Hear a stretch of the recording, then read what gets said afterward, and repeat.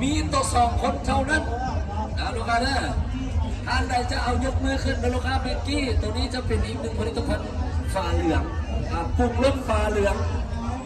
65,500 ตุ๊กเอาไปเลยจอก1 หน่วย65,000 กีบปุ๊กไปเจ้ามี2 คนแล้วนี่จะได้เพราะว่าอยู่ในนี้มี2 สุดเดี๋ยวสิว่าเบิ้ลแล้วมาไปก็ได้จัดไป65 นะฮะทุกเอาจองไปเลย1 2 เซต2 คนเท่านั้นลูกค้ามาเลยลูกค้าสำหรับตัวนี้เป็นแม็กกี้เดี๋ยวทีเซตอะไรนี่นะซึ่งผมเข้าใจแม็กกี้ฟ้าเหลืองเป็นผงรสใส่แต่งอยู่ข้อกินเป็นประเภทพวกขั่วพวกพักพวกข้าวพักอะไรต่างๆได้เบิ้ลและเอาไปปรุงรสใส่พวกข้าวเปียกเลยได้เบิ้ลเลยลูกค้าฟ้าเหลืองเขาขาย5 ตุ๊กละ 13,000 กีบกาแฟดำลูกค้ากาแฟดำมีมี48 ซองสำหรับคนที่บุกินน้ำตาลนะลูกค้า48 ซองราคา80,000 กีบจอก2 ด้วยเอาไปเลยมาจะมาเอาเปิดประมูลเลยนี่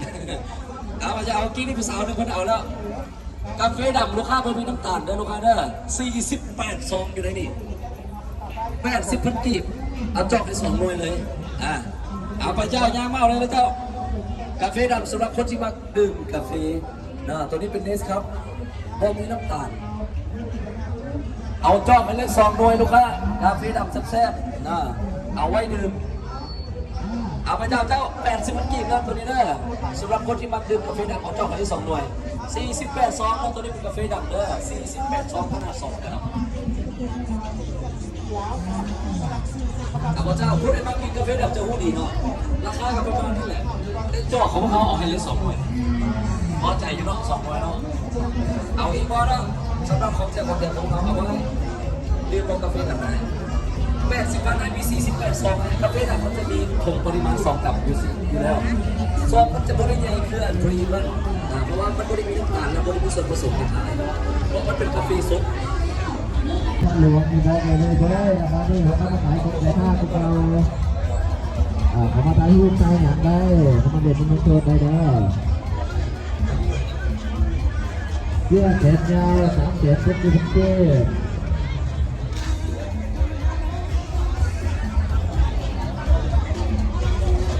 สุรินทร์จีเป็นโลกินได้เพราะว่าของเราเติมเต็มลูกค้าแน่นอนเพราะว่าเป็นคอลลาเจนแท้100%สารสกัดเท่านั้นเข้าจากญี่ปุ่นเนาะคุณภาพดีๆแบบนี้ทุกๆแบบนี้เนาะลูกค้ากับสิได้โดนใจกับไปแบบนี้เลยอันนี้ดาวบอกเหลือแกสุดท้ายจากแม่จ๋าเหลือแกสุดท้าย130,000 กีบเนาะลูกค้าเลือกเอาเลยว่าจะเอาเป็นกล่องหรือว่าเอาเป็นผักกับเพื่อนเนาะเลือกได้เลยถ้าจะเอา4ใดก็ได้เวกก็ได้ลูกค้าเวกก็ได้มันเก็บ2 4 2 3ได้ก่อนที่มันเก็บถ้าคนเราเป็นไปบอกเลยเนาะมีมันเลยสิเอาแรกแม่เอาตัวไหนจะแถบพระเจ้าเลยเอาเลยมาแถบพระเจ้ามาเลยพระเจ้ามา10 ลูก 10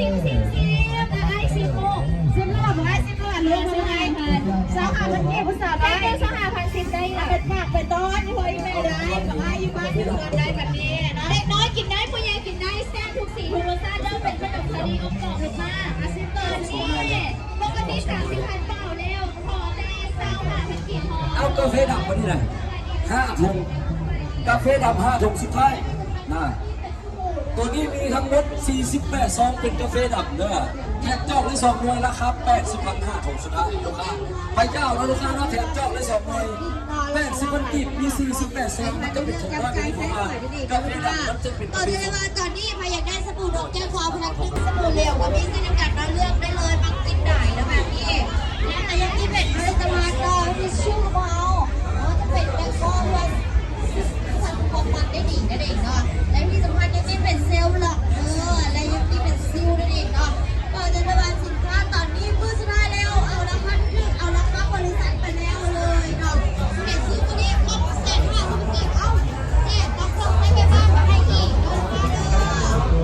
ซื้อกันนะครับ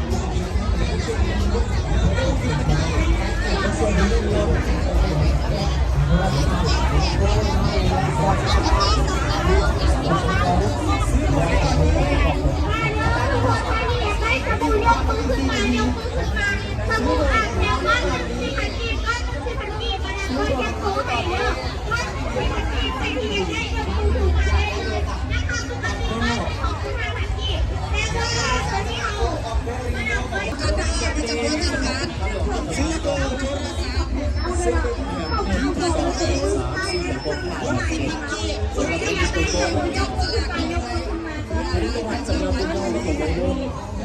เพิ่มกระดูกบำรุงสมองเพิ่มความสูงบำรุงสายตานะสร้างภูมิต้านทานในแข็งแรงสำหรับพ่อแม่ท่านใดย่านลูกเป็นสิ่งที่หนึ่งหรือว่าลูกตัวเองเนาะ ย่างเข้ามาได้เลยย่างเข้ามาได้เลยให้เทียบได้สบู่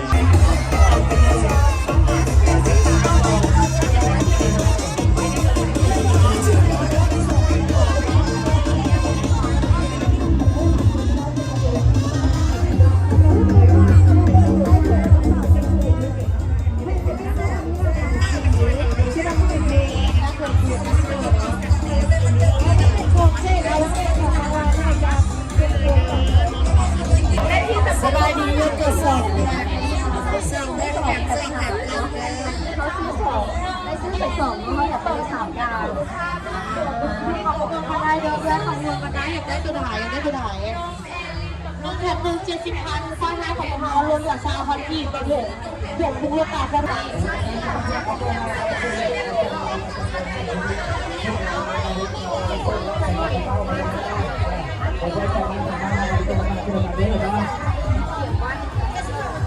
ได้คุณป้าให้ลุงงานนะได้คุณป้าเลยนะแจกฟรีแต่ละคุณป้าคุณได้จะได้คุณป้าให้ลุงงานนะเข้ามาเลยนะคุณป้าแจกฟรีนะถ้าคุณเราต้องมาแจกฟรีแต่ละคุณป้าเราก็ได้จะได้คุณป้าให้ลุงงานนะเข้ามาเลยเข้าไปจับกันเลยเข้าไปจับกันเลยเข้าไปจับกันเข้าไปจับกันเข้าไปเลยได้คุณป้าจะคุณป้านะโดยแน่นอนเลยมีกิจกรรมน้องสำหรับผู้ใดที่รักขึ้นครับยูทีนาได้2 วันแล้วมาที่บูธของเราก็ได้เช่นเดียวกันเนาะซื้อของ2 วันได้ชอบกินรวมกินฟรีจาก พี่แม่บอกแม่บอกแม่เลยเด้อเนาะนมเมสิโยเกิร์ตเมสิเดลูกค้านะซื้อของพี่แม่เลยออกแม่ออกแม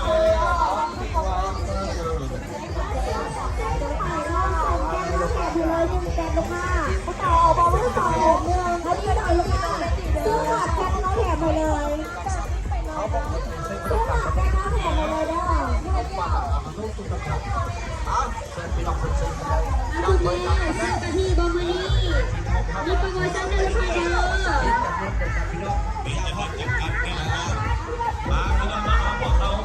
สุดท้ายแล้วสุดท้ายแล้วสุดท้ายแล้วสุดท้ายแล้วจ้าที่อาบน้ำ19,000ไม่ไหวที่อาบน้ำ19,000จ้าป้าจ้าที่อาบน้ำ19,000เลยที่อาบน้ำ19,000ไม่เอาเลย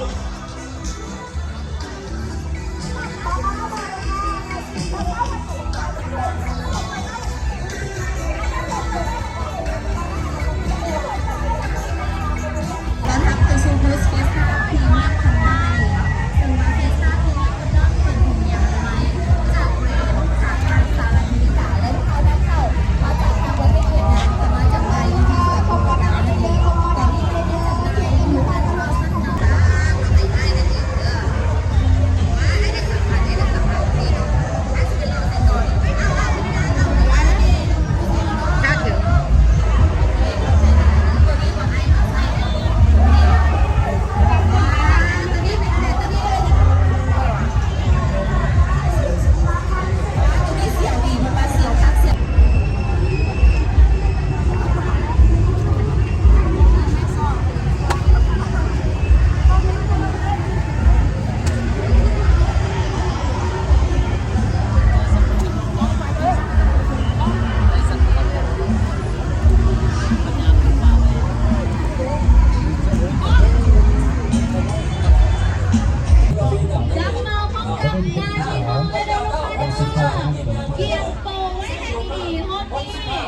เป็นโปรโมชั่นสำหรับเมื่อสุดท้ายในบุญนมัสการพระท่านหลวงเวียงจันทร์ซื้อแล้วพร้อมแจกพร้อมแถมเลยเนาะผู้ใดที่อยากจะได้เตรียมตัวไว้ให้ดีทีมงานสแตนบายได้เลยเขาจะมาขนมMRเป็นขนมสาลีอบกรอบขนมสาลีอบกรอบลูกค้า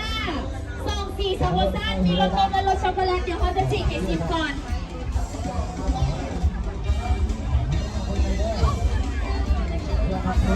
เปิดเพลงมวนหลกย้อนหนุ่มเต้น